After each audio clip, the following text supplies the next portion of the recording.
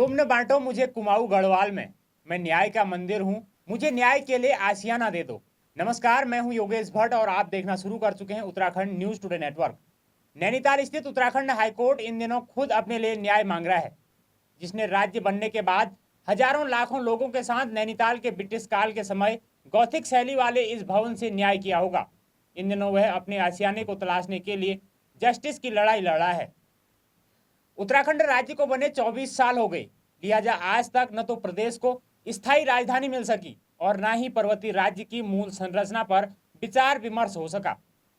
राज्य आंदोलनकारियों की मूल अवधारणा और जनता को दरकिनार कर नेताओं और अधिकारियों की सांठगांठ ने अपने मन मुताबिक योजनाएं बनाकर इस प्रदेश में खूब मौज काटी। पहाड़ों में एक नया संस्थान बनाना तो छोड़िए, बना बनाए संस्थान भी एक एक कर सब अपनी सुविधा के मुताबिक शहरों में पहुंचा दे। अब तो हद हो गई, हाईकोर्ट की बेंच को भी नैनीताल जिले से ऋषिकेश शिफ्ट करने की बात चल रही है।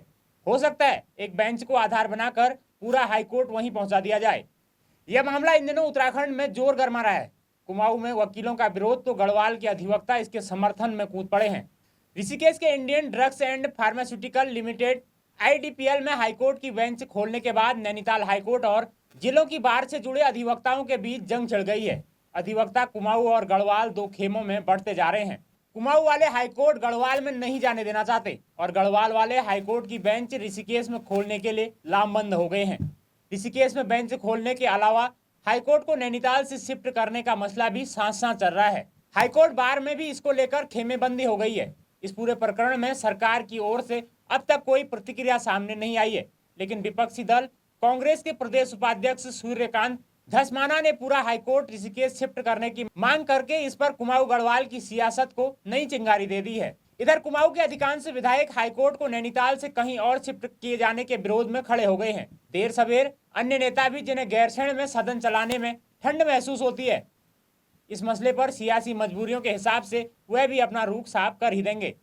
लिहाजा हाईकोर्ट एक न्यायिक संस्थान है। राज्य की 5% आबादी का वास्ता हाईकोर्ट से बमुश्किल पड़ता होगा। ज्यादातर सरकारी महकमों से जुड़े ही मामले यहां तक पहुंचते हैं। ऐसे में हाईकोर्ट कहीं भी खुले, राज्य की अधिकतर आबादी का इससे कोई ताल्लुक नहीं है, लेकिन अधिवक्ताओं, न्यायिक अधिकारियों पर इसका असर जरूर पड़ता है। कुमाऊं के अधिवक्ताओं को लगता है कि यदि ऋषिकेश में हाईकोर्ट की बेंच खुली तो सरकार और गढ़वाल मंडल से जुड़े केस वहां चले जाएंगे, जबकि गढ़वाल के वकीलों को लगता है कि उन्हें नैनीताल की थकाऊ और महंगी आवाजाही से मुक्ति मिल सकेगी। अब इस मामले में तीसरा पक्ष वह न्यायिक अधिकारी हैं, जिन्हें नैनीताल के मुकाबले ऋषिकेश में ज्यादा सुख सुविधाएं नजर आती हैं। इन तीनों पक्षों के बीच चल रही खींचतान में अनचाहे ही सही यह मामला कुमाऊं और गढ़वाल बनता जा रहा है। कुमाऊं के लोग कहते हैं कि क्षेत्रीय संतुलन राज्य बनाते समय राजधानी गढ़वाल में बनाई गई और हाईकोर्ट कुमाऊं में खोला गया। हाईकोर्ट भी अब गढ़वाल में ले जाकर कुमाऊं के लोगों को अपेक्षित किया जा रहा है। हालांकि गढ़वाल के आम लोगों में हाईकोर्ट की शिफ्टिंग को लेकर अब तक कोई प्रतिक्रिया नहीं है, लेकिन वहां के वकीलों ने इसकी शुरुआत कर ही दी है। देर सवेर कांग्रेस के प्रदेश उपाध्यक्ष सूर्यकांत धस्माना की तरह अन्य नेता भी इस मामले में जरूर कूदेंगे। उस एकता को छिन्न भिन्न करने का प्रयास करेंगे जो अलग राज्य का आंदोलन और राज्य बनने के बावजूद मजबूत होती गई। इसीलिए राज्य भर के अधिवक्ताओं को इस मामले में फूंक फूंक कर कदम उठाने की जरूरत है, ताकि आने वाली पीढ़ियां उन्हें उत्तराखंड की एकता को तार तार करने का गुनाहगार न समझने लगे। अब हल्द्वानी शहर से लगे बेचारे गौलापार को तो न जाने किसकी नजर लग गई। यहाँ जब भी विकास की बात होती है, सिर मुड़वाने से पहले ओले पड़ना जैसा है।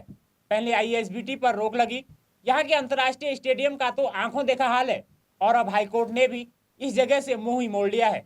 नैनीताल हाईकोर्ट ने साफ कर दिया कि वह गौलापार में हाईकोर्ट की शिफ्टिंग के पक्ष में नहीं है। इसके पीछे कोर्ट ने यह तर्क दिया कि गौलापार में जिस वन भूमि का चयन उच्च न्यायालय की स्थापना के लिए किया गया है, वहां घना जंगल है और पेड़ काटने के बाद हाईकोर्ट की स्थापना करना उचित नहीं है। हाईकोर्ट ने अब सुविधाओं की शर्तें रखकर सरकार के सामने बड़ी मुसीबतें खड़ी कर दी हैं।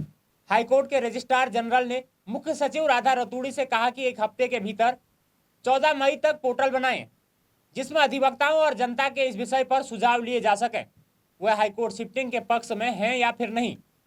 मुख्य सचिव राधा रतूड़ी को 1 माह का समय दिया है। उन्हें 7 जून तक कोर्ट में अपनी रिपोर्ट पेश करनी होगी।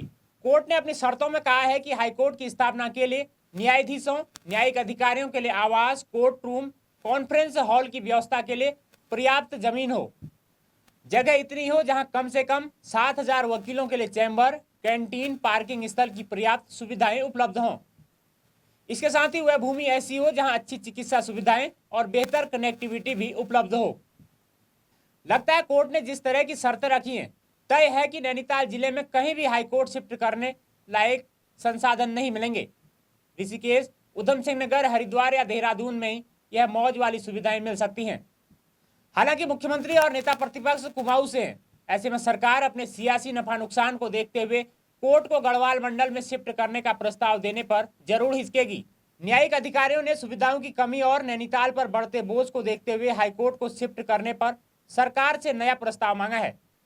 लेकिन यह भी उल्लेखनीय तथ्य है कि जिस भवन में आज हाईकोर्ट संचालित हो रहा है, साल 1862 में नैनीताल को ग्रीष्मकालीन राजधानी बनाया गया था। इस भवन से गर्मियों में ब्रिटिश हुकूमत वाली सरकार पूरे नॉर्थ वेस्ट रीजन में चलती थी। वरिष्ठ पत्रकार और लेखक प्रयाग पांडे ने अपनी पुस्तक नैनीताल एक धरोहर में लिखा है कि लेफ्टिनेंट गवर्नर से लेकर सचिव, लिपिक समेत सैकड़ों कर्मचारी गर्मियों में नैनीताल से पूरे नॉर्थ वेस्ट रीजन की सरकार का संचालन करते थे। हर साल मार्च आखिरी हफ्ते में सचिवालय नैनीताल आ जाता था, तो सर्दियों के शुरू होते ही 1 नवंबर को आगरा चला जाता था। हालांकि तब और अब के नैनीताल में काफी बदलाव आ चुका है। लेकिन एक सवाल है, जब अंग्रेज नैनीताल से 7 महीने उतने बड़े सूबे की सरकार चला सकते हैं, तो अब हाईकोर्ट का संचालन क्यों नहीं हो सकता? कई अधिवक्ताओं ने नैनीताल के लिए कुछ अन्य स्थानों का अधिग्रहण करके कोर्ट को यही बनाए रखने का सुझाव दिया है। इसके साथ ही बड़ा सवाल खड़ा होता है कि जब कई राज्यों में कोई उच्च न्यायालय नहीं है, तेलंगाना ने अपने लिए हाईकोर्ट की मांग की, जिस पर केंद्र ने भारी खर्च के आधार पर इनकार कर दिया। पंजाब और हरियाणा जैसे 2 राज्यों और केंद्र शासित प्रदेश चंडीगढ़ का भी एक ही हाईकोर्ट है। यूपी के अधिवक्ताओं ने मेरठ में एक बेंच की मांग को लेकर दशकों तक हर शनिवार एक साथ हड़ताल की, जो अब तक नहीं मानी गई। हालांकि मांग राज्य के आकार और दूरियों को ध्यान में रखते हुए उचित भी कही जा सकती थी। हिमाचल प्रदेश के शिमला का भी नैनीताल जैसा ही हाल है। नैनीताल की तुलना में शिमला में पर्यटकों की संख्या काफी अधिक होती है, तब भी इसे शिफ्ट करने की वहां कोई मांग नहीं उठ रही। लिया जाए नैनीताल की भौगोलिक परिस्थितियों के मुताबिक कोर्ट को शिफ्ट किया जाना तो समझा जाता है। अब आप ही बताइए, 13 जिलों वाले छोटे से प्रदेश में अलग बेंच बनाना या प्रदेश के संसाधनों का महज दोहन और खाना पूर्ति नहीं तो और क्या? लोगों का मानना है अगर हाईकोर्ट शिफ्ट ही करना है तो पहाड़ के किसी अन्यत्र स्थान पर शिफ्ट होना चाहिए, वरना सरकारों की पर्वतीय जिलों से प्लान रोकने जैसी बातें बेईमानी साबित होंगी। दोस्तों, आप नैनीताल हाईकोर्ट की शिफ्टिंग को लेकर क्या विचार रखते हैं, हमें कमेंट्स कर जरूर बताना। और हाँ, हमारे चैनल पर नए आए हैं तो चैनल को सब्सक्राइब कर जरूर जाना। नमस्कार।